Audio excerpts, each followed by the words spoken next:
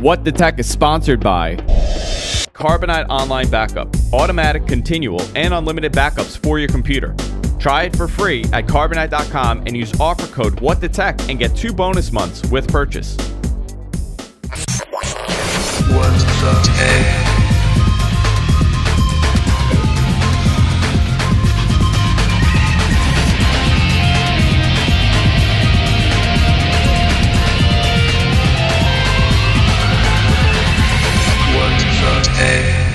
Hey everybody, welcome to What the Tech. I'm Andrew Zarian, and I'm not in the GFQ studios. I am in the TBT studios in Los Angeles, and this is a little weird. I'm not going to lie. You sound like you're coming from the past. I'm coming from the set of Mad Men. I am. This is literally when men were spaceship. men and women were not quite citizens. Yeah, I'll tell you, this is so weird because I'm so used to controlling every aspect of doing a show. And this is like really doing like a radio show. Like I got like a phone line here. People could call in. I could do sound clips if I want to. Unfortunately, I don't. Well, you know what? We could do call-ins, but that would be a little weird, wouldn't it? It would be a little weird, yeah. Hi, Paul. I have a question. I'm running Windows 95, and I'm having an issue installing OS 10 on there. What can I do? Eject. There's like an eject button. We just fly right away. But this is What the Tech. Of course, I'm joined by Paul Thurrott in Massachusetts. So we are literally on both ends of the coast. And this is the beauty of the internet, isn't it? We are able to do a internet radio program. Bipolar and bicoastal. Polar and bicoastal. We're literally, I mean, this is the most insane thing ever. We are 3,000 miles away, probably more. And it's almost flawless. I mean, we're sending high-def video back to the studio in New York. We're doing audio. We're recording. I mean, this is like magic at this point. This is the future. We are in the future. The magic of the internet. It's unblew. It's like a Louis C.K. joke. Give it a second. It's got to go to space and come back. Yeah. How was your week? Jeez. It was fine. I mean, I went to Colorado last week. Was a little out of it, for the whole thing. So I'm kind of still catching up. I don't know. I'm still dealing with the hangovers from every night now, being in L.A. My drinking habits have gotten a little worse. How long have you been there? 2 days. Yeah. And I'm coming back on Thursday. And this is the weird part. I land at like midnight in New York. So like it's Friday morning I'm landing. So it's going to be a little weird. But again, if you want to watch a show, enjoy the show, chat with us at gfqlive.tv. You could join the chat from there. Of course, you could catch it on Archive. You could listen on Stitcher, whatever application you're doing. But I want to get to some tech news, Paul. Not news, but I wanted to ask you about this because okay. I was reading this morning that Google is considering turning like the Google homepage into Google Now. And I was thinking, just want to go on record as saying I called this. You did call this. You did say this is going to happen. I said it. They could do it for the phone. Remember, we were talking about UIs and how little Apple had to do to make iOS better, and blah blah blah. And I said, there's no reason that Google Now couldn't be their UI. That could be the, the home screen. Oh, but they're talking about doing it on the web now. I think it's amazing, and this is why I think this is brilliant of them. They're future-proofing search because they know. I mean, most of their revenue, comes from search, but they know that this is going to stop soon. People aren't going to Google.com and searching. There's really no reason to do that with, mobile. Everybody's using mobile. Everybody's using some sort of search bar, whatever. I have like the little Google toolbar on the top. This is a way for them to make sure you go to Google's website and use their service. But what does that do to the nature of searching for stuff? That's what I'm curious about, because the way I use Google search, I'm not really searching. Like I'll use it for the Knicks score when they beat, the Celtics the other night. Okay. I'm not going to rise to that one, Andrew. But I will say that, or should I say lower myself to that one? The future of search is not, I have a question, here's a million possible answers. It's, you're having a conversation with your device or computer or whatever it is, that you're getting the information you need immediately, for the most part. I think we'll always have the sort of research type searching and so forth, but most normal people want to know where's the restaurant that's near here that has sushi, or where's the what's the definition of this term? What's the temperature going to be tomorrow? What's the weather going to be like? And these are things that people are searching for. Right. I mean, we will eventually look back on the notion that we searched for that information as being very archaic. Right? That was a really rudimentary way to do things. But I mean, here's the thing. If you're looking for, I guess in every aspect, that Google now is going to be able to deliver you that information without, you having to scroll down and find it. But if you want details, obviously you're going to be able to do it. But if, like I was thinking, if I want Nikola Tesla's birth date, I'm going to say, when was Nikola Tesla born? It's going to tell me. And that's it. You're done. You're not going to see a list of it. Well, I mean, we could do this just to have fun with it. What is Nikola Tesla's birthday? So you type that into Google, and obviously, I spelled his name wrong. But aside from that, the first result has the information that I need. Even today, it doesn't separate that out. I believe if you were to do the search in Bing, they would actually have some sort of an instant answer at the top. But whatever. The point is, there are 34,600,000 results. Google is so into that kind of thing. It's very strange. Let me just do this. But I guess it's bad for like search discovery, right? I mean, if you're a website, like let's say I'm Win Supersite and I'm looking for, I just asked a simple Microsoft question and it answers it. It's not good because I'm not going to be able to like scroll and like, okay, Paul Thurrott is number 4, and if I search for Microsoft and click on Paul. This is a context sensual. Sensual. It's not sensual. context sensual. Let's be very careful about that. This is a context sensitive thing, right? The majority of like what we now think of as searches, traditional searches. It's kind of funny. In the future, will be mobile based and will be contextual, not consensual or whatever I said earlier. In that you're out in the world, it has location services, compass, et cetera, and it finds stuff based on what you're asking. I mean, if you're sitting in front of a computer, like an actual PC, which is in some ways kind of an old-fashioned thing in its own right. Obviously, searching is a different thing entirely. I mean, the Google Now UI that you're talking about is kind of a next generation thing that's not really fully realized yet today, and is in fact it's amazing. I mean, it's amazing over time. I'm hard on Android. It's amazing over time, but I'm really hard on Android, and I got a lot of criticism this week, which I'm going to talk about with the HTC One. But the fact that, so I'll tell you my experience. I was going to the airport. It knows that I have a flight with JetBlue, and it's telling me like, hey, listen, you should leave now because you have a flight with JetBlue. It knows it based on everything that I've done on this phone, which is a little invasive, but intrusive, I should say, not invasive. It would be invasive if it was cutting into me, but it's a little intrusive, the fact that they kind of knows everything you're doing, but it's extremely intelligent invasive compared but to useful. Yeah. Invasive but useful. But let me see. I'm going to ask him. When was Nikola Tesla born? And searching. Nikola Tesla was born in 1856. So, okay. Thank you. I mean, it's extremely intelligent, but what does this do to Google's, I guess, ad? Yeah, but here's the weirdness of Google, by the way. So you've searched for this now, and now it knows you searched for this. And someday in the future, you're gonna see something weird on there that's related to the fact that one time you asked about Nikola Tesla. That hey, it will sort of remember that. It's amazing to me, but what does this do to Google's ad model? Because the ad model is that you're searching and you see these ads, and who knows who's clicking on them, but some people do. Remember when you used to have to pay to get the time? Yeah. Right? Or you can pay to get the weather? Yeah. I mean, maybe that's the future. It's going to be some weird micropayment thing. I mean, it'll be fascinating to see what they're doing, but I mean, this really changes the way that search is done, and I think it's almost going to rewire us in the sense that we're not going to go to google.com and hit, Nikola Tesla's birthday and then get like a whole entire autobiography about him or like a biography on him and just read it. That's not going to happen. So the entire concept of how does search work and who's using it is really going to change. I don't know. It's interesting to me that this is the model that they're going with. Do you see like an in-between for this? Like, how are you going to do it if you want details and this is the model that they put in place? I don't think that, well, the search that you just did, the correct response is what they gave you, meaning not that it was the correct answer, but rather that it answered the question and moved on from there. Yeah.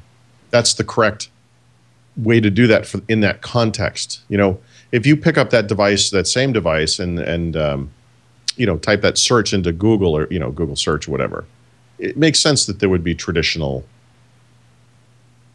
search results and more information, because at that point you're doing a different thing. I mean, I think that's how it's going to be differentiated. I guess they're gonna be able to capitalize and create ad revenue based on those searches. You know, you're gonna look for Nikola Tesla and it'll say like, hey, listen, this is a great article about him. You want to click here and learn more, and then you're gonna click and learn more. Yeah, and possibly that's an ad. Yeah, you know, sure. I'm gonna take out ads for Nikola Tesla and just put pictures of Edison everywhere. It'll just be an entire website of Edison pictures. Right. That's upset people. Talking about upset people, Paul, I want to go into this. The HTC One that I received last week, I don't know if you remember, they sent me the wrong phone initially. And then I finally got the HTC One. And I did a little review on Friday, and I said how I hated the phone. Apparently, I'm the only one on this entire planet that thinks the phone is awful. And I don't understand that. Maybe there's a major disconnect and I'm missing something, because every review that I've seen has said, this is the Android phone to get. This is the future of Android. This phone is perfect. And I couldn't come up with a reason to think that. It's a beautiful phone. I mean, the actual look of the phone is beautiful. The display is amazing, but it's running an older version of Android. The camera's not great, subpar, as far as what I think. And I got torn apart all over the internet. I guess it went everywhere. People took it and shared it. And I'm the guy that actually hated the best phone in the world, apparently. And I don't see it. I don't understand it. And here was the biggest complaint that I had, and people didn't understand why I was complaining. It's running Android 4.1. That's a problem for me. And people say, you know, what's the big deal? It's not a major OS difference. It's you know, one version off, you know, a 0.1, whatever it is. And I thought about Windows when they were saying this to me. And I was wondering why this mentality doesn't carry on to anything else. And this was a perfect example. Windows 8.1 is coming out, right? Yep. That's what if hear.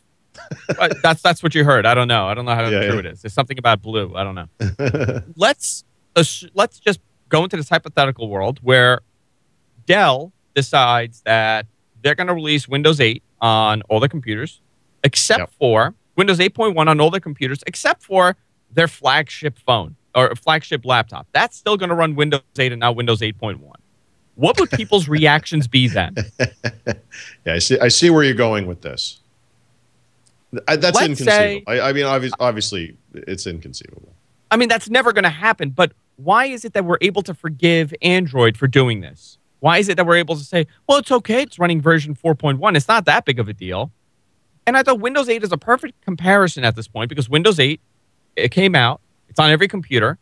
And there's a new one coming out in a couple months. And what if it's not on? It's not on the latest HP laptops. Only some of them get it, not all of them. That would be, people would destroy Microsoft for that. Yep. They would destroy Dell for that. There would be no forgiveness. But in the Android world, for whatever reason, we're forgiving them.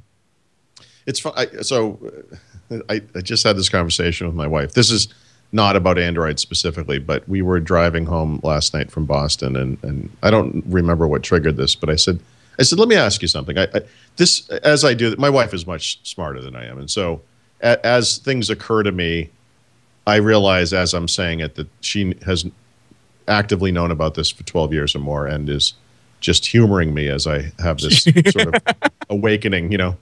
And I said, it's kind of interesting. I said, you know, you have an account at AT&T or Verizon, and you pay $99 or $199 or even, you know, $299 in some cases for a new phone because it's subsidized, and then you have a 2-year contract, and you pay between, you know, $60 and $125 a month for whatever combination of data, voice, and texting plans that you get, and then you go forward.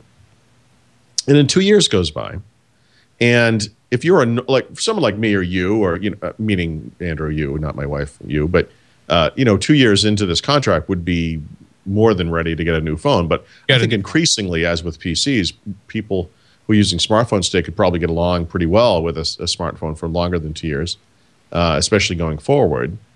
And so maybe you're thinking, I don't know, this smartphone was kind of a big jump up for me, and the monthly expense is a lot. Maybe I could coast on this thing for 6 months and see what happens down the road. But you don't get some savings off every month because you've now paid off the subsidized phone. You just keep paying whatever the rate is, right? Yeah. Like there's no, like we just put up with that. So obviously T-Mobile is one of the big four carriers in the U.S. is doing something different right now, and they're trying to change this system. But I think it's related to what you're saying. Like, why do we put up with stuff like that? Yeah. It is curious how a collective consumer group is spending so much money on stuff and just accepting the fact that we're basically getting screwed every month. It is kind of amazing. And those things aren't totally related, but I think they're semi-related. So the same kind of mentality. Absolutely. And absolutely. It's a strange thing where we tolerate when we shouldn't, and when we should tolerate, we don't.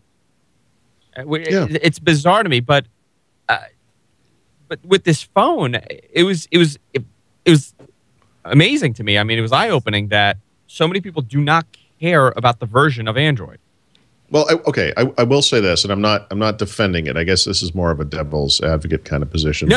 I want to know all the positions in this, because I really felt like I missed something with this at this point. Yeah, I mean, and this is more true, I think, going forward than it is, than it was, say, a year ago, 2 years ago. Increasingly, I guess I would say, once you hit, I don't know Android well enough, but I guess probably Jelly Bean, whatever that was, you're in kind of a good place from a user experience standpoint. And the big differentiator for people, because we're still stuck in that kind of mentality, is going to be apps, and that from the perspective of the average user, the version of this thing doesn't really matter. I mean, and I think I've told you this. I have a friend who I play basketball with. We'll go to dinner or whatever, and I look at his phone, and he actually has like what is it basically like a Galaxy S2. So this thing must be running what, like version 2.4 or something. It's kind of Galaxy a flat. No, what's that? Gingerbread. Yeah. Whatever, you're right. 2 point something. Yeah, it's like an old-fashioned version of the OS in a way, but I don't really think that they care about that. What they want is that whatever that, they want that Instagram app, they want the Facebook app, they want the whatever app, and those things are still available. And I think that's the reason it's not a problem. If having an older version of Android meant you couldn't run the latest apps, that's when that becomes a problem. But okay, so let's say because Windows. That's the focus what do of you that think? Platform. What do you think people's response would be if there was a laptop that was put out after Windows 8.1 was released and it ran regular, original Windows 8? What would their reaction to that be? Yeah, I mean, you have to. Okay, so here's maybe more of a real world version of this. People that aren't up on tech issues, which by the way is most people. Surface RT comes out in October 2012. Cool little light tablet. $500, great. It's Windows 8, clearly. They buy it. And then after a couple of days or whatever, they realize, I can't install browser plugins. And my printer doesn't use that control panel thing that makes me do all the, lets me do all the stuff I do. And I can't download that utility that I always run to, to play videos or, do Java or whatever it is. And then the dawning realization that what you bought, even though it looks exactly like Windows, is not Windows, really. It's this other Windows, and it's not compatible with desktop apps. Yeah. And I hear from those people. No, actually, I don't anymore. That's not fair to say. I heard from those people for months and months. And you have to think Microsoft did as well. And I know there are people out there. That was poor on their marketing campaign. They really did not distinguish a difference. There was no difference on the surface between RT and Windows. Yeah, okay, but regular. It's a similar. I think it's a similar kind of an issue. In other words, that you think you're getting something and you're not. Windows 8/Windows 8.1. I mean, honestly, I don't think that's going to be an issue because my understanding is that this thing's going to be free anyway, so that won't matter. Every time there's a new version of Windows that comes out, there's a certain crowd of people that still want the previous version, and there are some PC makers that will supply that product for a little while. So that's kind of the reverse of that, but we don't really have that in the PC world, and I think it's just because these things are used to happen so infrequently. I don't think this exists in any world, though. I mean, it really doesn't. Apple's really good at upgrading their old phones. I mean, they get the latest version of the product. This is such a computer thing. You know, when you buy a DVD player, you don't care about the software. It plays DVDs. You don't worry about like what firmware it has, what version of the DVD standard it's compatible with, blah, blah, blah. But, you know, when you buy a Blu-ray player, if you know what you're looking for, there are actually issues to be aware of related to internet connectivity and some of the extra benefits you get of Blu-ray if the thing is connected online. And there are versions of that and things you have to think about. I mean, the more that other products become like computers, the more that they also take on some of the bad aspects of computers with regards to version numbers and capabilities, things that only exist in certain versions and so forth. So I don't know. I mean, I think just looking at Android specifically, I think it just comes down to the apps.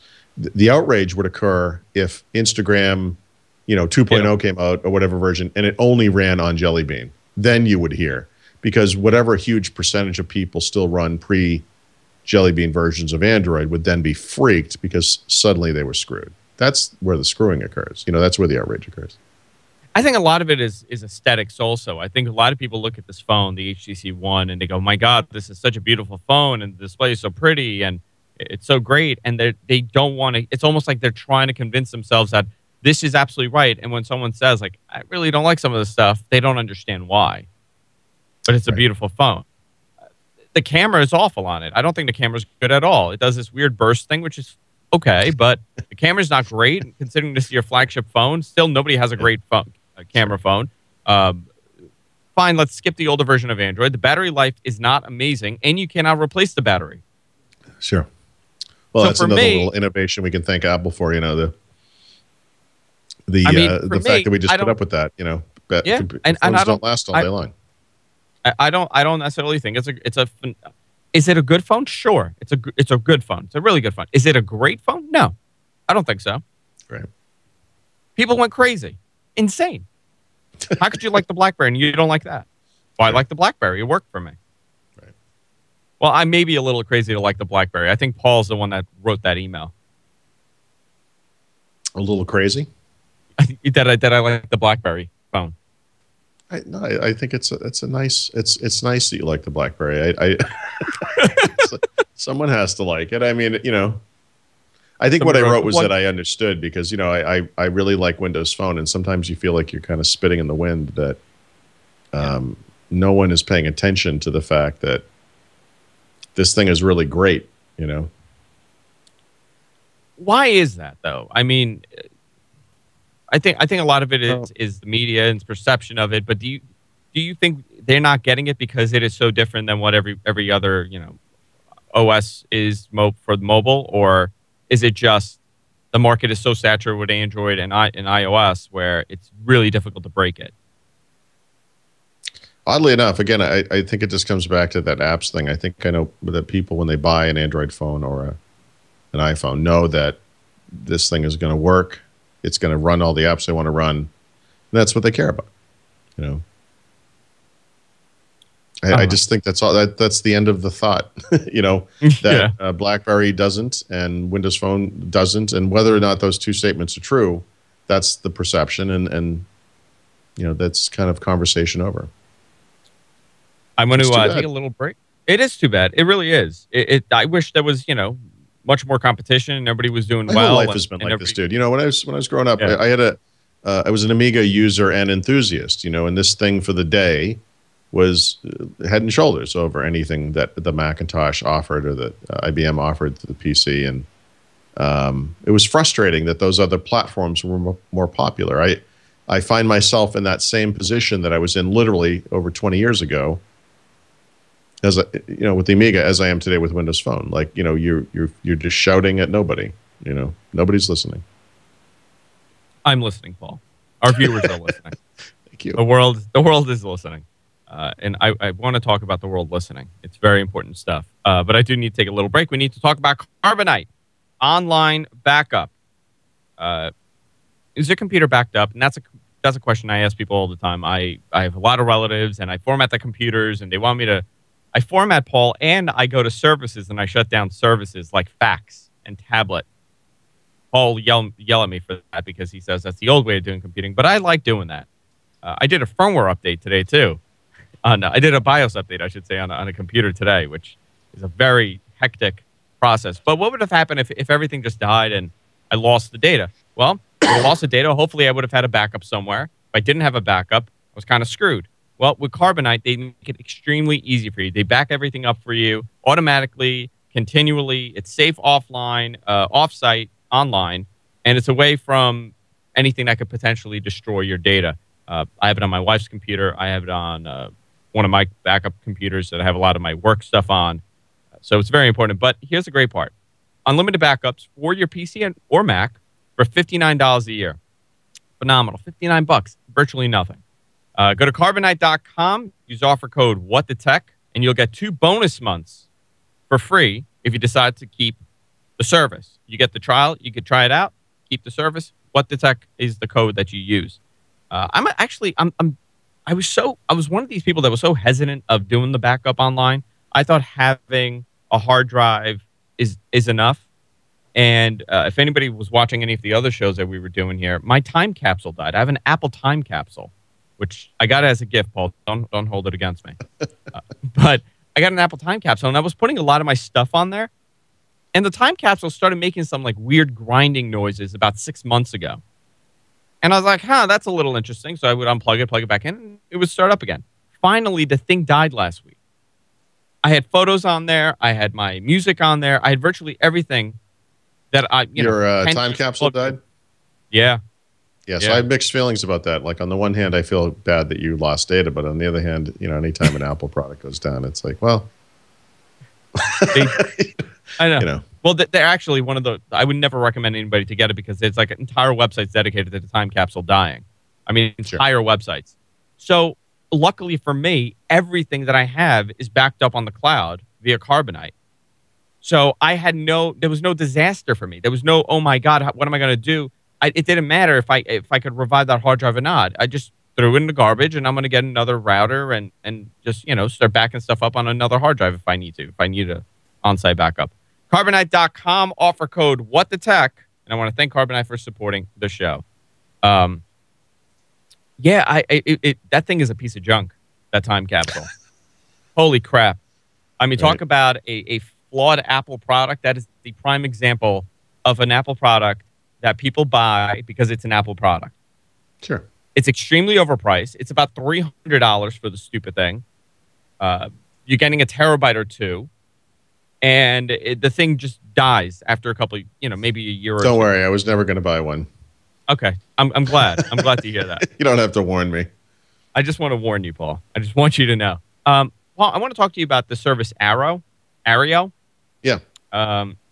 It's coming to Boston. I don't know if you've seen it. I don't know if you've ever used it. It's here in New York. I was intrigued by your note that it was coming to Boston. Yeah. Anything that has the potential to take Fox off the air is interesting to me immediately. So yeah, that's something I'll be looking for. I have the service, and it works really well. You do? I mean, I do. I had it during their beta here in New York, and there was some weird stuff that they were passing through, and they couldn't have it up and running, so they had a very small beta. So the way that they work is there's this place in Queens. Their location is in Queens, and they have an antenna for every account. So technically, you're leasing an antenna from them. You're not getting TV service. It's like going back to the 1950s. Yeah, it's a little bizarre if you think about it. And what they do is they have these like little tiny antennas that they have like in a room, and each antenna technically is supposed to be for one person. So everybody has their own antenna. So that way they're able to give you over-the-air programming without violating any kind of, whatever. I don't know. I don't know what the rules are, really. What's the cost per person? It How does is. this work? Let me see what it is. I should know because I pay for it. but I have no concept of how much it is at this point. It's like $14 or $10 a month. I Like need to pre-register nothing. for this. I'm late. Let me see how much it is. How it works, availability, Wait. compare Pre-register. plan. Okay, so it is a day pass is $1 a day if you want Yep. to do it. Monthly is $8 a month. Then monthly 8, and then you have monthly 12, which you get more DVR storage. So you know what? Let's say the top package, $80 a year. Wow. Not bad. You have So 40 this hours is of like DVR. the Vonage of TV. Yeah, kind of, right? That's actually a very good comparison. It works really well. I mean, you have all your local channels. So you have ABC, NBC, Fox, ABC. By the way, they're not an advertiser or anything. I actually think the service is good. Just want to put that out there. Then you have some syndicated channels. This TV, which is PIX, Antenna TV, Bounce, Cozy, My Network, Ion, a couple Spanish channels. So you don't have a lot to pick from. So you have 1, 2, 3, 4, 5, 6, 7, 8, 9, 10, 11, 12, 13, 14, 15, 16, 17. So like 25 channels. How does this play when it comes to, you know what? I've always wanted to be a cord cutter. Now, I don't. Yep. Now, not only can I get an Nintendo this house, is the live TV alternative to Netflix. You know, yes, actually, yeah. alternative is not the right word. More of a companion, if you will, because obviously with Netflix, you're getting some weird subset of what's out there content-wise, but you're not getting local channels. You're not getting live stuff. And, this is, it's not just the ability to watch, current TV shows and all that, which some people will find important. Although, by the way, I talk about like cranky guy sitting on a porch telling the kids get off his lawn. I mean, increasingly, I get really frustrated with the quality of TV today. But aside from that, I recognize the fact that, reality as far shows. as like content-wise, stupid or hicks that live in Louisiana that hunt turtles have a TV show, or the 119th cooking show that needs to be on TV, or whatever it is. This dumb guy in a hat blows stuff up and then grins back at the camera like, "Can you believe I just saw that?" I think we've reached a real what's the opposite of apex? I guess a nadir of like the quality of TV. It's pathetic what's on TV. But aside from my opinions about that, I guess you're not a fan of Honey Boo Boo and no, that is Duck the Dynasty. decline of Western civilization in a nutshell. That is disgusting. So, okay, whatever. But local sports events are a big deal for a lot of people. I was looking over this list. That's a problem. That was one of the reasons why they were having such a problem here in New York, is because you could watch your local broadcast no matter where you were. Well, because New York has the sports version of the mob, like the Yes TV network. You can't mess with those guys. Well, we have MSG and Yes. I mean, it really that is actually put so perfectly. So here in New England, we don't have anything like that. But we have things like the New England Sports Network, which carries the Red Sox, which is not going to be part of this, I would imagine. Yeah. So it's not going to be for everyone, but in the same sense that Netflix is not for everyone. I mean, Hulu Plus is not for everyone. This thing isn't for everyone, but this service plus Netflix is. That's what I was about to say. We're getting there. Kind of so like there's two today. Scenarios. Yeah.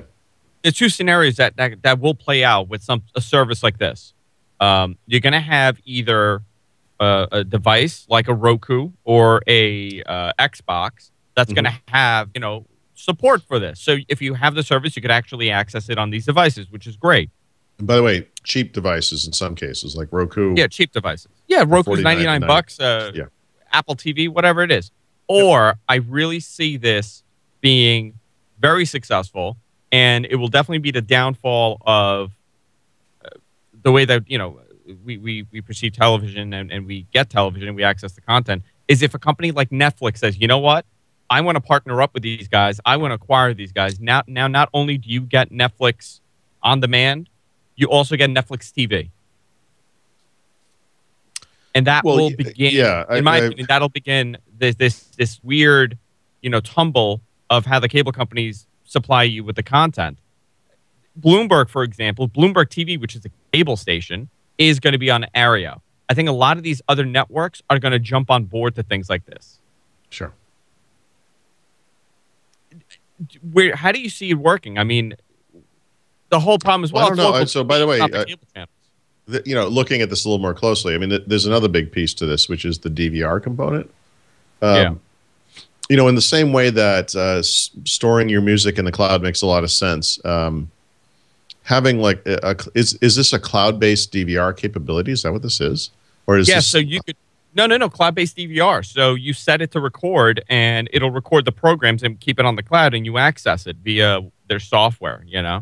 I don't almost care what the details are about this kind of thing, but I will say that the future of content consumption is essentially, I guess it's cloud-based is the way to say it, because you have an account and you have access to it. So in other words, I, as a subscriber to HBO, I think we've had this conversation, I should be able to go to a hotel, whatever fingerprint, eyeball scan, whatever, I am a subscriber, I'm watching HBO wherever I am, on the seat back of a plane, going cross country, across the ocean. This kind of service offers that same capability where, I live in this area, I have access to local programming, I should be able to watch that when I'm on the road, if I'm commuting in a bus or a train or something like that, whatever. I mean, this is potentially life-altering is more than no. I think but within you're 100% the context right. of what we're talking about is a disruptive technology. No, it's extremely disruptive, and I really think the model that's put in place right now for the way that we access content, I'm the last generation that knows what it's like not to go to your computer to watch stuff. I mean, I really am. I'm almost 30, and I'm the last generation that'll ever feel that, where you need to watch something, it has to be on the TV. I've been in Los Angeles for 2 days now. I haven't turned on a television. I've been watching everything on my computer. I have the Aereo service, so if I want to watch local New York programming, there you go. If I want to watch Netflix, I have it right here. If I want to watch Hulu, I have it there. But most of the time, I'm on YouTube. So if you're able to get 2 to 3 hours of entertainment on YouTube, you know what? The cable companies are going to all feel it, and they're going to end up saying, you know what? Maybe a service like this is not bad, where we just give our channel to them, and you can access it wherever you want. I don't think they can just duplicate it. I mean, one of the big issues we have is that, if you sit down at night and you got an hour or two to kill to watch TV, something you want to kind of wind down, and you turn on the TV, and what's recorded is a bunch of those shows that I was just ranting about that my kids have recorded because for some reason they have to watch, hardcore Pawn or, whatever that crap is they watch. I mean, it's really kind of unbelievable. And this kind of I like the sort of the notion that this thing is tied to an account, meaning it's tied to you, there are pros and cons to that, obviously, but not having to worry about the fact that my Motorola DVR that apparently dates back to 1979 and has what appears to be a 120 megabyte hard drive that dates back to 1993 or something. Rather than worry about filling that thing up, this is the way this stuff should be. These episodes are out. I mean, they're not doing it this way, but the cable companies should be able to do this. Why don't they maintain a library of this stuff? The notion of DVRing something that was on TV should be everyone pointing to the same recording, and they could insert ads into it, as they would have to or whatever, but I don't understand why it's just not like that now. This is common sense. But Paul, I mean, let's kind of break it down. The cable companies want you to watch the show because they want you to watch the ads. So why? But that's what I just said. In other words, they can maintain a constant library and feed new ads into it. I mean, I could watch a show from 1995 and it could still have today's ads in it. It would be more valuable to them. But the reason why they're not doing them, I mean, some of them are, at this point, but most of them aren't. Why aren't they saying that? I don't know why. Maybe they feel that you need to be in front of, maybe it's the cable boxes. I mean, I wonder if that has anything to do with it. The fact that it's their hardware and software that you're running on. I don't understand it, because the model would be a much more profitable model, in my opinion, if they said, okay, you know what? You want to watch Gilmore Girls? Because I love the Gilmore Girls. I just want to tell you. Who doesn't love Lorelai and Rory? I'm freaked that you know their names, but go on. I know. But after it airs, literally a couple hours after, they're not rebroadcasting this anywhere else. Okay, fine. You have the West Coast feed. So let's say 10 hours after it airs, you know what? It's available on Fox. It's available on CW. Yeah, and you watch it with the ads. Why does that not make sense. I don't want to watch any TV show with ads. I mean, one of the things I do like about today's DVR is that you can skip over the ads. But, one thing that would be acceptable to me, I guess, would be the types of ads that you see on some YouTube videos where you have to sit through, 10 seconds or 20 seconds or whatever of some kind of an ad. And I think the types of ads that they could insert into shows like DVR type shows would vary depending on the age and the, I don't know, I guess the popularity of the content. I mean, Gilmore Girls, is that the right name? The Gilmore Girls. Yeah. A show like that should have a 5-second ad at the front that you can just skip over and get into it. I mean, I thought you were going to say the show like that should be 5 seconds long. Yeah. No. Well. No. I just thought of a joke that I don't want to insult an entire state of people. I'll just say that. I'll just say nothing is what I'll say. Okay. But to me, there's more money to be made, and I'm okay. You know what? If they're going to give me the content,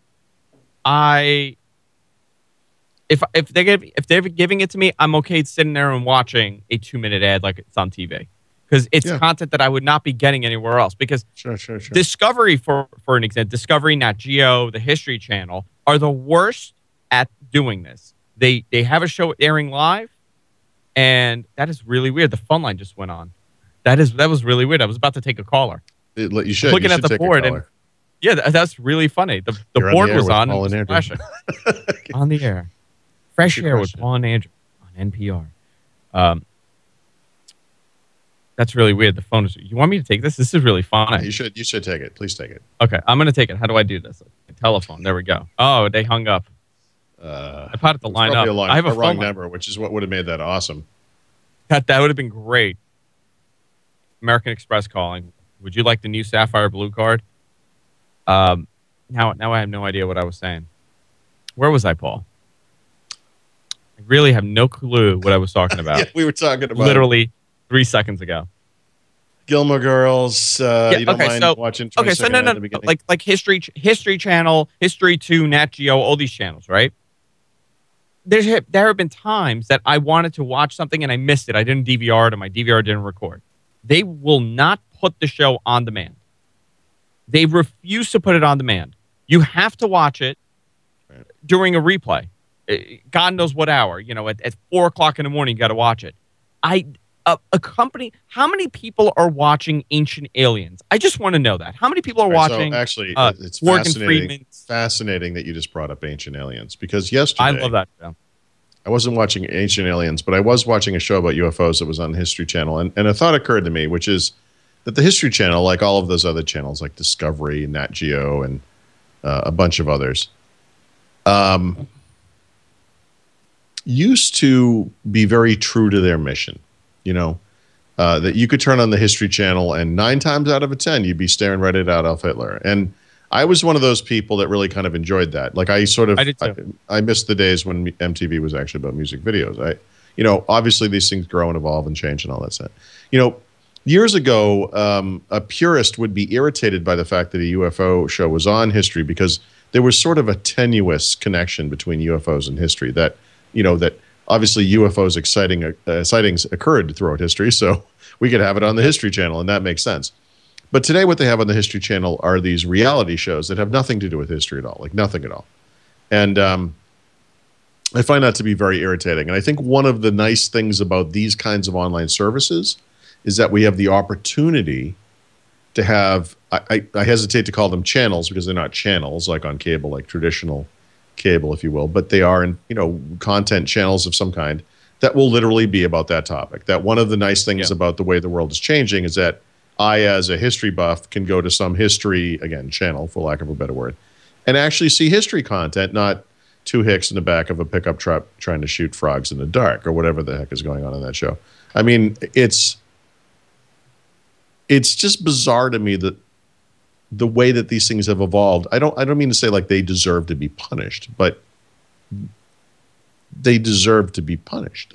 Like sure. In a way. Well, I mean, they're catering to the simplest least common denominator. Least common denominator. Absolutely. Yeah. I was going to say that. That's who they make their money off of. That's who the ad. That's what they want. Oh, that's they the other don't thing. want niche programming. They don't That's want. actually, it's a good point though, because the ads that are on those shows are unbelievable. And you know what? It's the total opposite when you go to the internet. GFQ and Twit, we make money based on niche programming. Right? No, but I'm sorry. If I'm watching like my online history channel that I've invented in my head that I wish existed, and there were ads, they should be ads for things like, not things that I wouldn't buy, but the things. Remember the ads they used to have on the History Channel, like the Franklin Mint would be a frequent advertiser. You could get a coin commemorative, commemorating whatever. A Civil War chess set was a frequent advertising, ad on the, things that are context sensitive. Again, to bring up that term again, to the thing that you're doing. I mean, as someone who would be watching history content, should be seeing history related ads. Not ads for Cialis and for home air fresheners and for whatever the heck they're selling. But pizza, I mean, that's. I think the problem is that it's the amount of money that they want from these companies, and the only ones that could afford that are national, multi-billion-dollar industries, and that's who's taking these ads out. But I don't. But this company Aereo, right? They're not CBS. They're not Verizon. They're not one of those humongous companies. And actually, I think that's one of the things that I love about it is that it puts it into something that makes sense for what it is. In other words, to keep bringing up this history thing I keep talking about, like a some sci-fi episode or something, but it doesn't have to be $1 billion business, and it never will be. That's why it kind of stinks that the History Channel is now part of some channel bundle that has to follow some kind of rules and have these stupid content shows, because that's what makes money, because the parent company of this operation needs to have big bucks. It's just a big operation. It should be something smaller. That thing should be something smaller. It could be an online service that would be self-sustaining and would be a good business for whatever that smaller entity is. I think I think the answer will eventually be the content and not the channel. I think you're right. And I think you're right about the fact that they should bundle this together. But at what point? When are they going to say, okay, actually, here's an example. Related, semi-related, I wrote a book about Windows 8 for Wiley, which I have good friends there. It's a great publishing company, but it is kind of one of those venerable old school publishing companies. Yeah. And the list price of that book, which is printed on paper and can never be updated, is probably $39.99 or $49.99. I have no idea. It's expensive. They discount it and all that kind of stuff. But the point is, it's sold at a fairly expensive price point. And it's a standalone thing that never gets updated. And so when I do these more modern publishing experiments that I've been working on, eventually the goal is to get to a point where I can write content that I can actually sell, like a book. So let's say I wrote a book about Windows 9 or, some next version of Windows.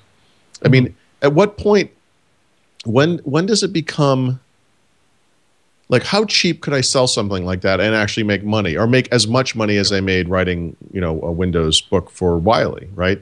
Yeah. If I could sell that thing for 99 cents or $1.99 or $2.99 and sell 10,000 copies or 15,000 copies or something like that, right? Compared to 1,500 that you would sell. I'm just saying at $39.99.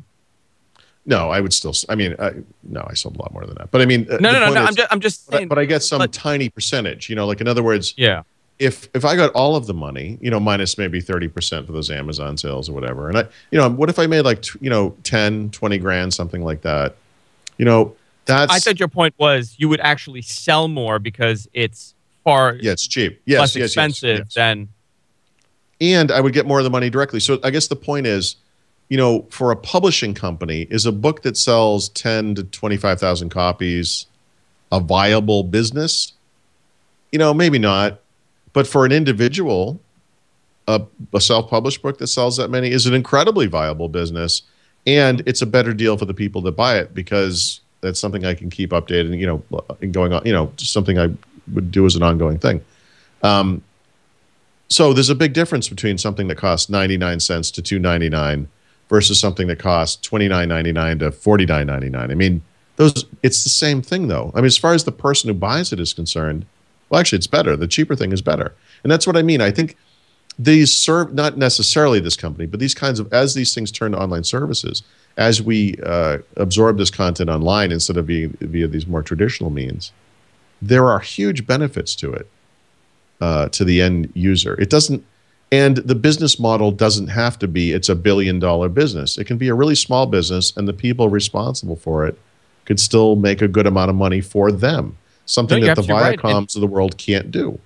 And someone like you that puts out a book that, you know, and you've said the information could change. You're writing the book, and Microsoft decides, you know, we're changing all of this. For someone like you to be able to go in there and update it and actually give, you know, updated information is extremely resourceful for the person buying the book. You said, I mean, you told the story about what happened with Vista. I mean, it was something that happened with Vista that they gave you, you know, you wrote about it and they totally changed it. Yeah, after the book was published or completed, they changed the icons. You know, they tried to make them look glassy, and it made every single screenshot in the book out of, well, not every single, but, you know, a huge number of screenshots completely out of date. Yeah, and I mean, the book went out that way. You know, we had to issue a second edition. That was a really expensive mistake, and that's the type of thing you can't fix that. You know, there's no way to fix it. I want there to be a Paul Thurrott audio version of the Vista book. I would just be crying the whole time. I would never get to it. You're just sobbing throughout the entire book. You're like at I remember page 10. You're just sobbing. Stupid. No, I think you're right. I think publication. I think you know, content and media. The way that they deliver us the information needs to totally change.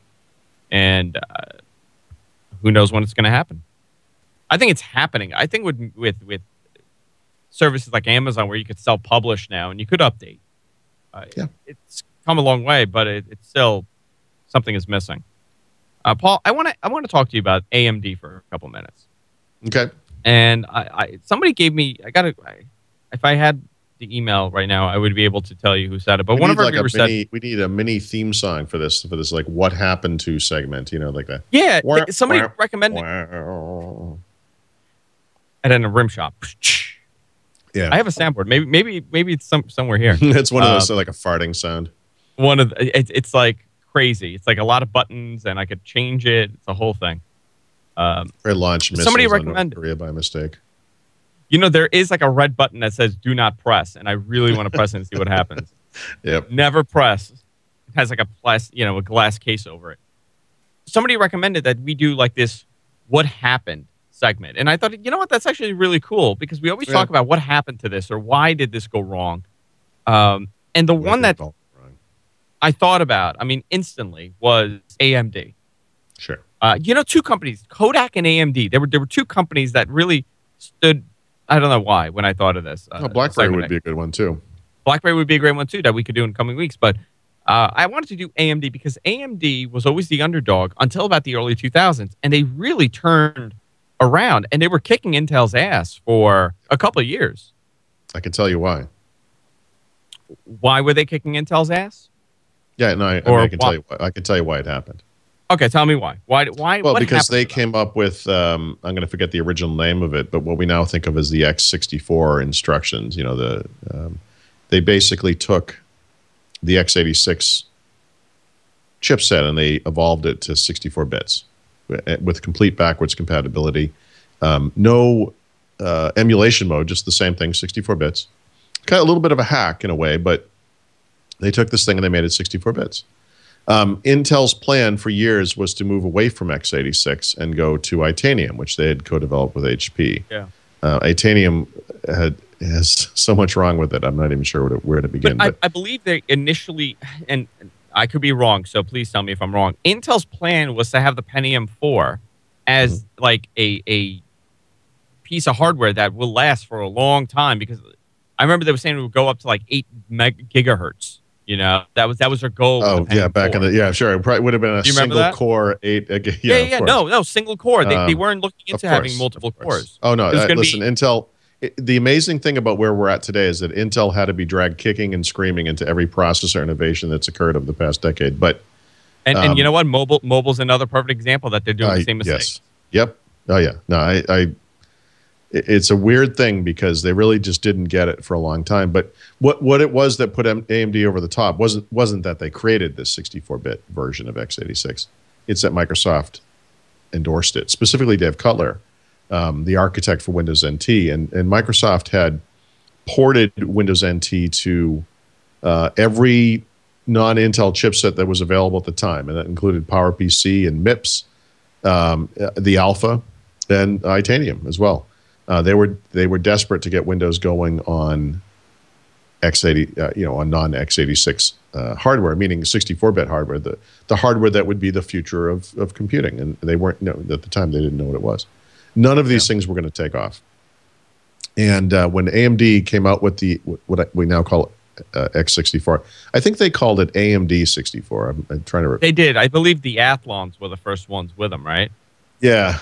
Dave Cutler looked at it and said, "This works. We're doing this." And they basically forced Intel to adopt it. It was one of the rare examples of an Intel competitor coming up with an extension, if you will, or however they, architect these things, a new way of creating x86 chips that Intel had to copy. They had to do it, and of course now this is the mainstream computer platform of today, x86.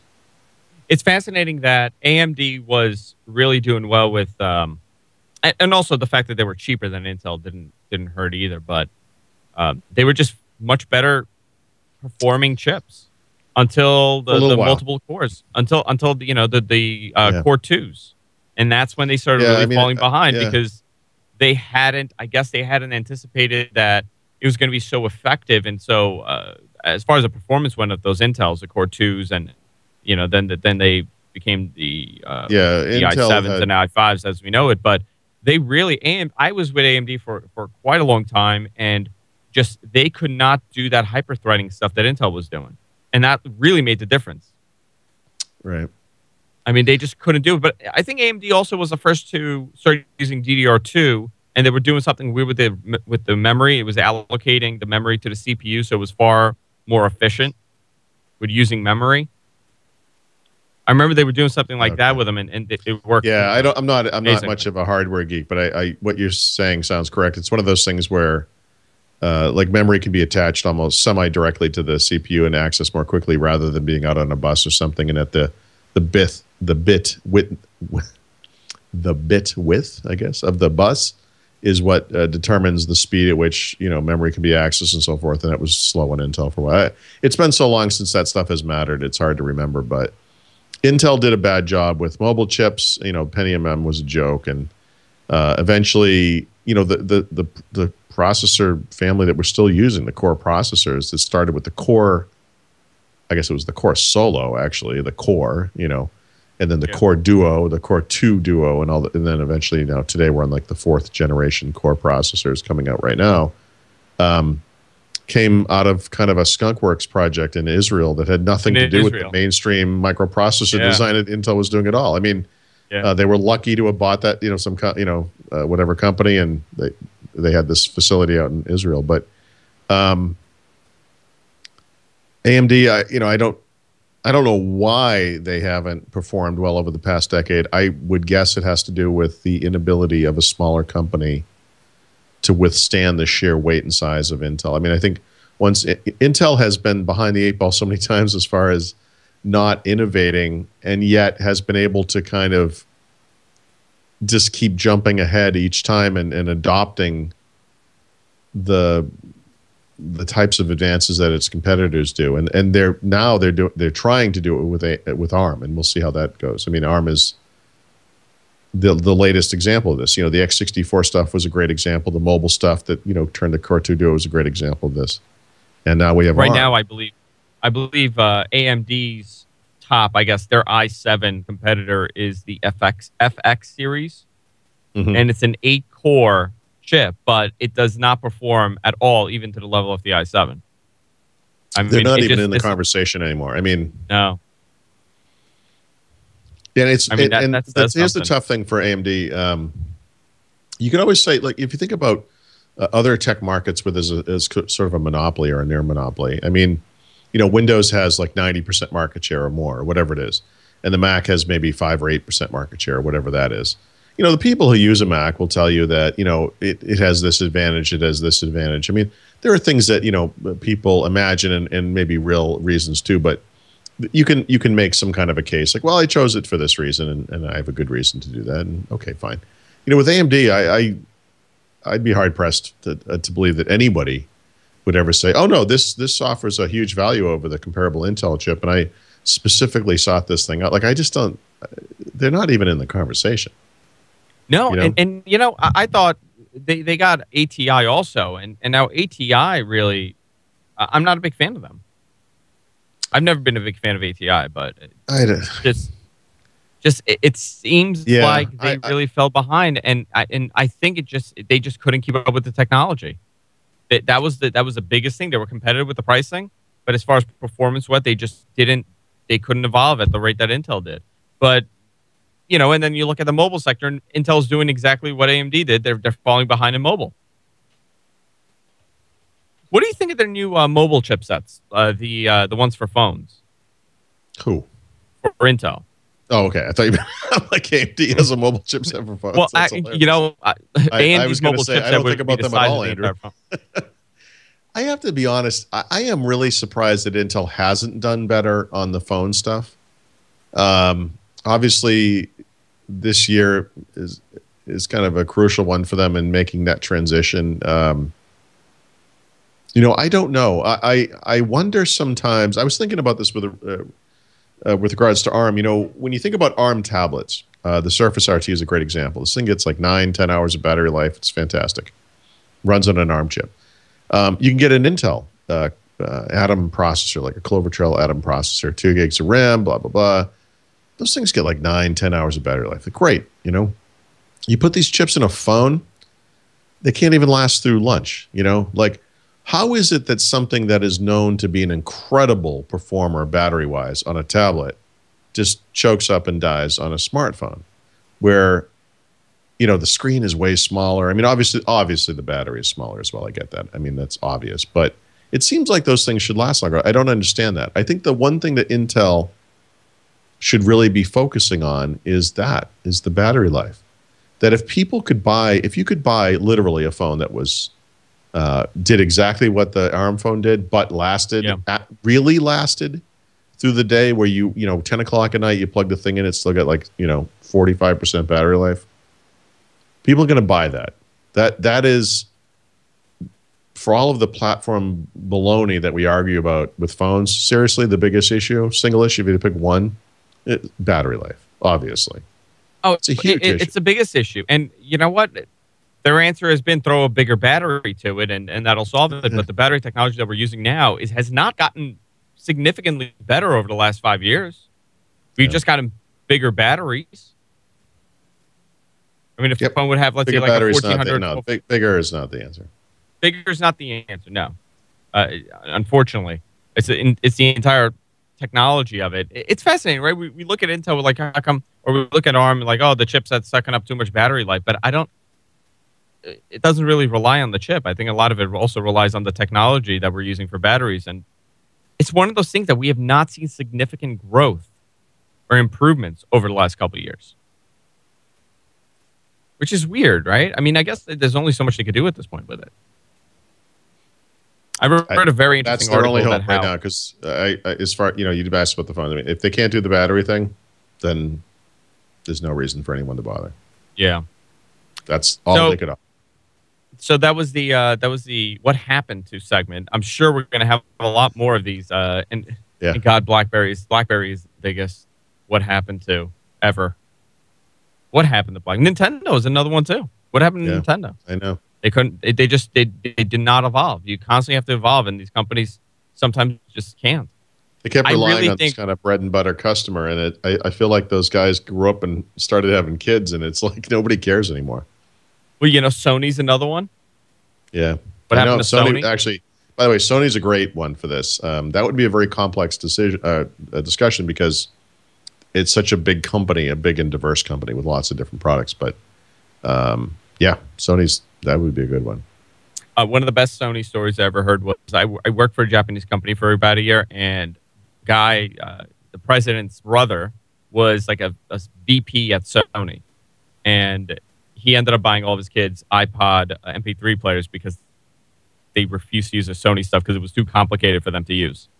Yeah. So that just shows you the state that they were in, a couple of years ago. I mean, and now too. I mean, they're not really doing too well.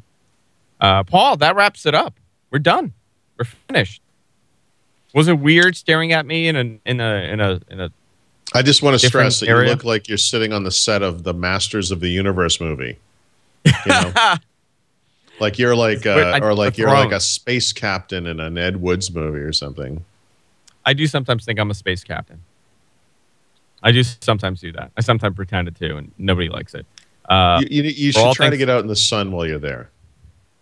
I'm gonna go lay out in the sun right now. Actually, okay. Probably have lunch and go lay out in the sun and enjoy my next 2 days, and then I come back to misery. That is New York. Like 2 inches from your head on my monitor, I can see the outside world through my window, and I can tell you that here it's raining. Literally, as you were talking, like a big rain drizzle thing went down my window. So, like what I'm seeing here is completely different from what you're seeing there. What I see right now is a black curtained off wall, but I believe it's 76 degrees right now and sunny. Yeah. So it's absolutely beautiful. For all things Paul, go to winsupersite.com. Paul is a blogger. He's a journalist. He's a friend. He's a father. He's a husband. A drinking companion. And a drinking companion for me, probably next week. So we're probably going to be drinking. We'll figure that out. We'll do something. Yeah, we do need to figure that out. I wonder. We should reschedule the show because we have to drink. I have no problem doing that. I have no problem doing that. I feel a little weird even saying it that way, but listen, drinking could reschedule anything. Okay. Have to take the kids to school? Can't. Need to drink. If you miss any portion of the show, guys, you can go to gfknetwork.com, catch it there. Also, subscribe to us. I encourage you guys, because you guys subscribed to us when I said it last week, we're featured on the front page of iTunes. So if you go to iTunes and you look under podcasts, there we are. What the Tech is featured. And I want to thank you guys. I haven't looked at iTunes in a long time. The last time you opened iTunes, it was like version 4. No. I've used it in the past year, but I mean, I haven't been using it, so that's interesting. So you go to iTunes Store, click on podcasts, and we are right there. We're featured. There's a banner that says "What the Tech." Very happy about that. All right, guys. We'll see you all next week, and I'll be back in the New York studio. Take care, brush your hair, everybody. Have a good night.